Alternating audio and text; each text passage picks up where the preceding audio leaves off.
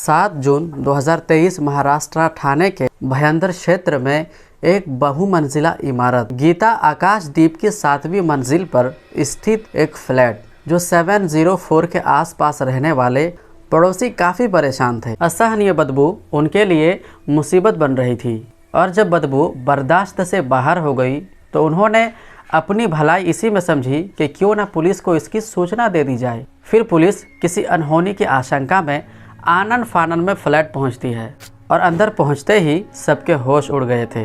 घर में महिला के शव के कुछ टुकड़े पड़े थे, कुछ टुकड़े बाल्टियां में खून के साथ थे और कुछ टुकड़े रसोई में एक कुकर में उबाल कर रखे गए थे। पुलिस वालों ने ऐसा मंजर अपनी कैरियर में कभी नहीं देखा था। किसी को कुछ भी समझ में नहीं आ रहा था कि आखिर यहाँ हुआ क्या है और चारों तरफ अफरा तफरी का माहौल था। सभी अपने अपने प्रयास लगा रहे थे कि आखिर हैवानियत के सीमाओं से परे यह मामला क्या था। दरिंदगी का घिनौना खेल खेलने वाला आखिर कौन था, उसका मकसद क्या था। तो आइए दोस्तों, बिना टाइम वेस्ट किए आपको ले चलते हैं एक ऐसी घटना की तरफ जो कल्पना से परे है। जून 2023 का एक ऐसा केस जिसने पूरे देश को हिलाकर रख दिया था, जिसमें बर्बरता, क्रूरता, हैवानियत और दरिंदगी की सारी हदें पार कर दी थी। आज की सत्य घटना मुंबई के मीरा रोड स्थित आकाशदीप अपार्टमेंट की है। सोमवार 5 जून को इस आकाशदीप सोसाइटी में 7th फ्लोर में रहने वाला एक लड़का सुमेश श्रीवास्तव शाम को जब अपने काम से घर आता है तो उसको कुछ बदबू महसूस होती है। उसे लगता है कि शायद घर में कोई चूहा मर गया है। उसने अपनी माँ से कहा कि घर में बदबू आ रही है, आप लोग ध्यान नहीं दे रहे हैं। सुमेश और उसकी माँ ने पूरे घर को छान मारा, लेकिन उन्हें कोई ऐसी चीज़ नहीं मिली जिससे उन्हें लगे कि हाँ यहीं से बदबू आ रही है, और बदबू अब तक गई भी नहीं थी। तब उन्हें लगा कि दुर्गंध इस घर से नहीं बल्कि बाहर किसी घर से आ रही है। फिर दिन बीतता है और अगले दिन सुबह सुमेश अपनी ड्यूटी पर जाता है और शाम को जब वो अपने घर आता है तो क्योंकि बदबू अभी भी आ रही थी तो वो अपने पड़ोसी को बताता है कि उन्होंने भी अपने घर की तलाशी ली मगर उन्हें कोई ऐसी चीज़ नहीं मिली जिससे बदबू आ रही हो। अब क्योंकि बहुत सारे लोग न्यूज़ चैनल देखते हैं, वो लोग भी न्यूज़ चैनल देख रहे थे तो सुमेश को वही आफताब और श्रद्धा वाली कहानी याद आती है। उसके बाद सुमेश अपनी माँ से कहता है कि कहीं ऐसा तो नहीं कि हमारे यहाँ किसी पड़ोसी ने किसी का कत्ल कर दिया हो और लाश को अपने घर में रख रखा हो। तो सुमेश की माँ सुमेश से कहती है कि तुम ज़्यादा न्यूज़ और वेब सीरीज़ देखने से तुम्हारा दिमाग ख़राब हो गया है, इसीलिए तुम इस तरह की बातें कर रहे हो। इसके बाद सुमेश 7 जून को जब दोपहर के करीब अपने घर जा रहा होता है तो उसे अब दुर्गंध पहले से ज़्यादा महसूस होती है। और जब उसने यह महसूस किया कि यह बदबू फ्लैट नंबर 704 के दरवाजे से आ रही है तो सुमेश वहां जाता है और उस फ्लैट में डोर बेल नहीं था तो दरवाजे को खटखटाता है, लेकिन दरवाज़ा खुलता नहीं है। तो वहीं पर सुमेश थोड़ी देर खड़ा रहता है तो उसने महसूस किया कि अभी दरवाजे के अंदर से बदबू आ रही थी और अभी कुछ ही पल बीते थे, कुछ ही मिनट गुजरे थे कि अब परफ्यूम की तेज़ खुशबू आ रही है और अंदर से प्रेशर जैसी किसी चीज़ की तेज़ आवाज़ भी आ रही है। आवाज़ ऐसी थी जैसे कोई रूम फ्रेशनर डाल रहा हो। अब उसको महसूस होता है कि अंदर कुछ गड़बड़ है और बदबू को छुपाने की कोशिश की जा रही है। इसके बाद सुमेश दरवाज़ा को पीटता है और थोड़ी देर के बाद एक शख्स दरवाजे को खोलता है। सुमेश उसे बताता है कि देखिए, आपके घर से तेज़ बदबू आ रही है, शायद आपको भी महसूस हो रही होगी। सुमेश से कहा कि मैं देखता हूँ, शायद कोई चूहा या फिर कोई जानवर मर गया होगा।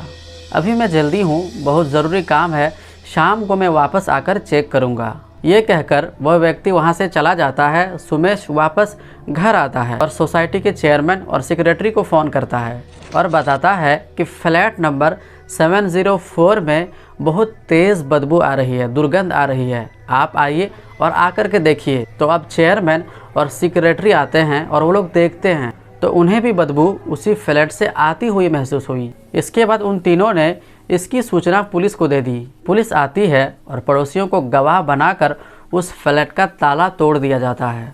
ताला तोड़कर जैसे ही अंदर दाखिल होता है तो अंदर से और तेज़ बदबू आती है और सबको यकीन हो जाता है कि बदबू का सोर्स यही घर है। पुलिस की टीम पड़ोसियों को गवाह बनाकर और नाक में रुमाल रखकर अंदर दाखिल होती है। अब क्योंकि हर व्यक्ति को आफताब और श्रद्धा वाली कहानी याद थी, इसीलिए एक पुलिस ने सबसे पहले फ्रिज को चेक किया, लेकिन फ्रिज बिल्कुल साफ़ थी। वहाँ कुछ भी ऐसा नहीं मिला, सिर्फ रोज़मर्रा में किए जाने वाले इस्तेमाल के ज़रूरी सामान रखे हुए थे। बेडरूम और ड्राइंग रूम भी चेक किया गया, वहाँ भी बिल्कुल साफ़ थे, कोई खून के निशान भी नहीं थे या फिर कोई ऐसी चीज़ भी नहीं थी, लेकिन फिर भी बदबू वहीं से आ रही थी। ये तो कन्फर्म था। फिर सभी को महसूस हुआ कि सबसे तेज़ बदबू किचन से आ रही है। पुलिस पड़ोसी सुमेश के साथ मुंह पे रुमाल रखे हुए किचन रूम में जब दाखिल होती है तो देखती है कि किचन में ज़मीन पर 2 प्लास्टिक की बाल्टी और एक टब रखा हुआ था। बाल्टी और टब दोनों में पानी भरा हुआ था। पानी का रंग कुछ अलग दिख रहा था और पानी के अंदर जैसे कसाई के दुकान पर मांस के टुकड़े रखे हुए होते हैं, वैसे ही कई छोटे छोटे मांस के टुकड़े रखे हुए थे। इसके बाद पुलिस ने जब टब की तरफ ध्यान दिया तो देखा कि टब में कुछ इंसान के पैर जैसी चीज़ रखी हुई है, लेकिन दिखने में रंग कुछ बदला हुआ था और किसी इंसान का पैर ऐसा नहीं दिखता। फिर पुलिस ने और ध्यान से देखा तो एक स्टोव के ऊपर एक तवा और उस तवे के बराबर में स्टील का चम्मच और कुकर रखा हुआ था। तवे और चम्मच पर कुछ जला हुआ मांस का टुकड़ा लटका हुआ था। फिर उन्होंने कुकर को खोला तो देखा कि कुकर के अंदर भी कुछ मांस के टुकड़े थे और वो भी उबले हुए।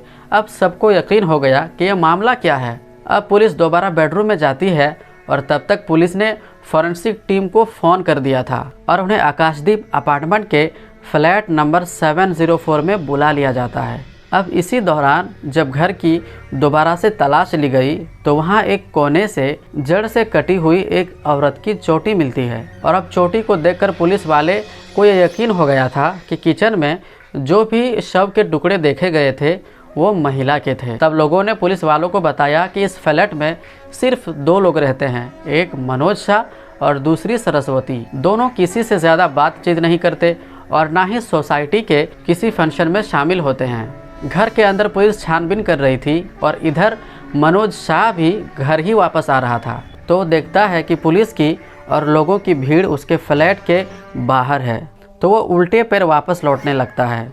लेकिन तब तक सोसाइटी में खबर फैल चुकी थी और सोसाइटी के गार्ड और बाकी लोग मनोज शाह को भागने से पहले दबोच लेते हैं। इसके बाद पुलिस मनोज को अपने साथ ऊपर उसके फ्लैट में ले जाकर मौके वारदात पर मौजूद सभी चीज़ें दिखाकर शुरुआती से पूछताछ करती है और फिर मनोज को अपने साथ थाने ले जाती है और उससे पूछताछ करती है। जब पुलिस ने मनोज से लंबी पूछताछ की तो मनोज ने पुलिस को कई सच्ची और झूठी कहानियां सुनाई। फिर पुलिस उसे कोर्ट में पेश करती है और उसकी कस्टडी मांगती है। उसे 16 जून तक पुलिस की हिरासत में दे दिया जाता है और आखिरकार अब मनोज शाह ने सब कुछ सच बताना शुरू कर दिया था। जो कहानी उसने पुलिस को सुनाई उसे सुनकर पुलिस के भी रोंगटे खड़े हो गए थे। मनोज शाह अहमदनगर का रहने वाला था। उसने इंडस्ट्रियल इंस्टीट्यूट ऑफ टेक्नोलॉजी से पढ़ाई की। घर की आर्थिक स्थिति ठीक थी, लेकिन 10-15 साल पहले उसके माँ बाप दोनों की मौत हो गई थी। अब क्योंकि बोरीवली में उसका अपना फ्लैट था तो वो वहीं रहा करता था। फिर वही बोरीवली में एक राशन की दुकान में उसने काम करना शुरू कर दिया। कुछ समय बीता और एक दिन इसका अचानक एक्सीडेंट हो जाता है और वो एक हॉस्पिटल में भर्ती हो गया जहाँ पर उसे खून चढ़ाया गया था। और जब वो ठीक हुआ इस एक्सीडेंट के बाद तो फिर वो एक बार बीमार पड़ गया और जब उसने डॉक्टर को दिखाया और कुछ जांच करवाई तो मनोज को बताया गया कि वो HIV पॉजिटिव है। उसने बताया कि शायद एक्सीडेंट के बाद जो उसे खून चढ़ाया गया था उसकी वजह से वो HIV से संक्रमित हो गया था। अब वो दवा खाता है और राशन की दुकान पर 5,000 की नौकरी करता है और फिर उसने अपने फ्लैट को 35,000 में किराए पर चढ़ा दिया था और फिर मीरा रोड के गीता आकाशदीप अपार्टमेंट में 10,000 के किराए पर 2 सेट का फ्लैट लिया और वहां रहने लगा। उसने बताया कि साल 2008 में जब बोरीवली में राशन की दुकान पर काम कर रहा था तो उसकी मुलाकात एक लड़की से होती है। लड़की भी अहमदनगर की रहने वाली थी तो दोनों में बातचीत शुरू होती है। दोनों में पहले दोस्ती, फिर धीरे धीरे बातचीत होते होते उनमें प्यार शुरू हो गया। लड़की का नाम था सरस्वती। उस समय उस लड़की की उम्र करीब 19 साल और मनोज की उम्र करीब 35 साल थी। सरस्वती कुल 5 बहनें थीं। माता पिता दोनों अलग हो चुके थे और पांचों बेटियां मां के साथ रहती थी।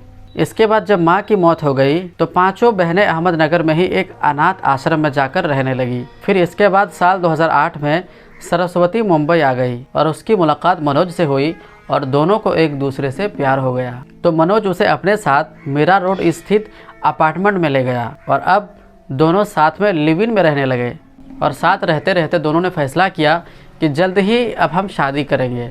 लेकिन प्रॉब्लम ये थी कि उन दोनों में उम्र का काफ़ी फासला था। फिर भी दोनों साथ में रहने लगे। दोनों ने गुपचुप तरीके से एक मंदिर में जाकर शादी कर ली और इस शादी की खबर सिर्फ सरस्वती की चारों बहनों को थी और किसी को नहीं। इस दौरान सरस्वती बीच बीच में अहमदनगर के उस अनाथ आश्रम में आया करती और वहाँ के लड़कियों और बच्चों के लिए काफ़ी तरह तरह के सामान लेकर जाती थी। क्योंकि मनोज के पास अपनी एक कार थी तो वो अक्सर उस कार में जाती और वहाँ जब भी कोई पूछता तो वो मनोज को अपना मामा बताकर उससे मिलवाती थी। क्योंकि उसे लगता था कि उनकी इस उम्र के फासले को देखकर लोग यही कहेंगे कि उसने मनोज से सिर्फ पैसे के लिए शादी की है। अब इधर क्योंकि वो 5,000 नौकरी से कमाता और 35,000 उसे किराया आता और 10,000 किराया देता तो बचते उसके पास 30,000 रुपये और उस 30,000 में उसकी ठीक ठाक ज़िंदगी चल रही थी। लेकिन इसी बीच 29 मई को जिस दुकान पर वो काम करता था उस दुकान का लाइसेंस एक्सपायर हो जाता है, जिस वजह से दुकान बंद हो जाती है और मनोज फिर से एक बार बेरोज़गार हो जाता है। अब इसके बाद उसका सरस्वती से रोज़ झगड़े होते थे। वो जब भी घर लेट आता था तो सरस्वती को लगता था कि बाहर कहीं इसका अफेयर चल रहा है। इसी बात को लेकर सरस्वती का मनोज से रोज़ झगड़े होने लगे। इसी बीच एक दिन उसने झगड़े से तंग आकर जहर पी लिया और उसकी मौत हो गई। मनोज ने बताया कि उसकी मौत के बाद जब वो घर पहुंचा और देखा कि उसने जहर पीकर खुदकुशी कर ली है तो वो काफ़ी डर गया, क्योंकि उसे लगने लगा कि इसकी मौत के जिम्मेदार पुलिस मनोज को ही मानेगी और उसे जेल में डाल देगी। क्योंकि मनोज 7th फ्लोर पर ही रहता था तो लाश को 7th फ्लोर से नीचे ले जाना और ठिकाने लगाना उसके लिए बहुत जोखिम भरा काम था। अब उसके सामने दिक्कत ये थी कि वह सरस्वती की लाश को ठिकाने कहाँ लगाए, लेकिन उसे आफताब और श्रद्धा की कहानी याद थी। तो उसने फैसला किया कि वो भी लाश के इसी तरह से टुकड़े करेगा और उसे ठिकाने लगाएगा। मनोज ने बताया, इसके बाद फिर मैं मार्केट से 20 वाट का वुड कटर, हथौड़ा, नीलगिरी तेल, प्लास्टिक का टब, बाल्टी और कटर लाया। फिर शव को टुकड़ों में काटना शुरू किया। काटने के बाद फिर मुझे लगा कि ऐसे ही टुकड़ों को रखने से काफ़ी बदबू आएगी, तो मैंने टुकड़ों को किचन में प्रेशर कुकर में उबालना शुरू किया और जो टुकड़े उबल जाते थे उसे मैं फिर से तवे में भूनता था ताकि बिल्कुल उनमें से बदबू ख़त्म हो जाए और बाकी उबले हुए टुकड़ों को बाल्टी में रखता जाता। उसने बताया कि कुछ टुकड़ों को उसने टॉयलेट में फ्लश कर दिया और बहुत से उबले और भुने टुकड़ों को प्लास्टिक के थैली में लेकर कई बार बाहर गया और उन्हें गली के कुत्तों को खिला दिया। पूछताछ में उसका कहना यही है कि कत्ल उसने नहीं किया, लेकिन टुकड़े उसी ने किए हैं। सरस्वती के बहनों के DNA सैंपल लिए जा चुके हैं और अब फॉरेंसिक जांच रिपोर्ट की सहायता से कत्ल के तरीके और कत्ल की वजह को जानकर मनोज को सज़ा दिलवाने की कोशिश कर रही है। शायद मनोज को यह भी पता था कि अगर मौत की वजह साबित नहीं हुई तो वो बच सकता है, इसीलिए वो आफताब से भी शातिर निकला और सरस्वती की लाश के बहुत छोटे छोटे टुकड़े करके उन्हें उबालना, भूनना और कुत्तों को खिलाना शुरू कर दिया और कुछ को फ्लैश करके बहा दिया। तो दोस्तों, इस घटना से आपने क्या समझा कि किसी भी अनजान व्यक्ति पर बिल्कुल आंख बंद करके भरोसा मत करें। तो मैं मिलता हूँ आपसे एक और नई वीडियो में एक ऐसे ही रियल क्राइम स्टोरी के साथ। तब तक अपना और अपनों का ख्याल रखें।